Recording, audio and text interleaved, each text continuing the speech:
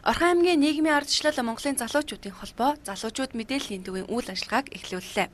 Тус төв нь Орхон аймгийн нийт залуучуудад зориулсан сургалтуудыг зохион байгуулах, түнчлэн мэдээллээр хангах зэрэг үйл ажиллагааг явуулах юм байна. За, Орхон аймгийн нийгмийн ардчлал Монголын залуучуудын холбооноос Монгол Ардын намын байрны нэг давхарт залуучууд мэдээллийн төвийг бас байгуулж байна. За, энэ бас гол зорилго маань юу вэ гэхээр Орхон аймгийн нийт залуучуудад бизнес, хууль эрх зүйн, ажлын байрны мэдээлэл олгох, зуршлах үйл ажиллагаа бас явуулна. За, нийгмийн чиглэл.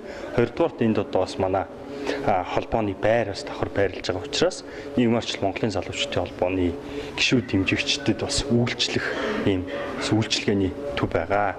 За, тэгээд бас залуучдын өмнөөс бас дуурах олон ажил байна. За, дөнгөж саяхан гэхэд орон сууцны ашиглалтын зардал өссөнтэй холбоотой дээрээс нь бас залуучуудыг төр хугацаагаар бас тийм ээ цалингүй ажилуулдаг асуудал гэх мэтээр бас тулгымцсан асуудал байна. Энэ мэтээр бас яг тодорхой орон тооны хүн суулгаад судалгаа шинжилгээтэй гариг болгоноор бас мэрэгжлийн чигээр хэмжээтэй хүмүүс суулгаж бас ажиллах шаардлагатай учраас энэ төвийг нээж байна.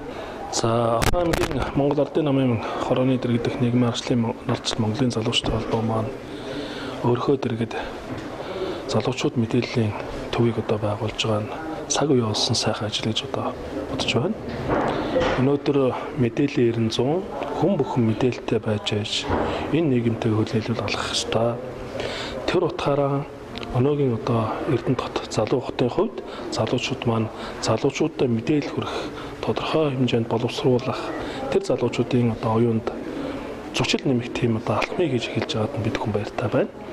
Цаашдаа бас олон ажлууд дээр манай нийгмээс Монголын залуучуудын холбоо залуучууд мэдээллийн төв маань манай намын хороо бусад Эрдэнэт хотод үйл ажиллагаа явуулж байгаа олон байгууллагатай хамтарч Эрдэнэтийн залуучуудын төлөө бас заа гэж хэлж ажиллана гэдэгт би итгэл төгс байгаамаа.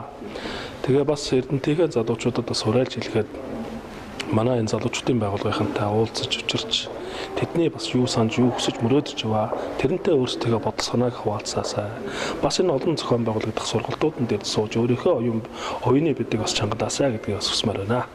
Нийгмийн ардчлал Монголын залуучуудын холбооны гол зорилго бол Монгол Ардын намын залуу боловсон хүчнийг бэлтгэх, төрийн болон улс төрийн албанд ажиллах чадвартай лидерүүдийг бэлтгэн гаргахад чиглэдэг. Тийм ч учраас залуучууд мэдээллийн төвөөр дамжуулан Монгол Ардын намын гишүүдэд дэмжигчид болон Орхон аймгийн нийт залуучуудыг улс төрийн алба болон бизнес эрхлэхэд мэрэгшүүлэх сургалтуудыг тогтмол эрчимтэй зохион байгуулахыг хэлж байна. Тодорхойлбол нийгмийн ардчлал Монголын залуучуудын холбоонд элсхийн тулд New Person буюу шинэ хүн сургалтанд заавал хамрагдах ёстой байдаг бөгөөд залуучууд мэдээллийн төвд New Person 3 цагийн видео сургалтыг тогтмол зохион байгуулж явах юм а. Түүнчлэн тус холбооны сонгуульт гишүүдээр 200 орчим хүн ажиллахаар төлөвлөгдөж байгаа бөгөөд сонгуульт гишүүдэд зориулагдсан 6 модуль сургалтууд мөн тус төвөөс зохиогдохжээ.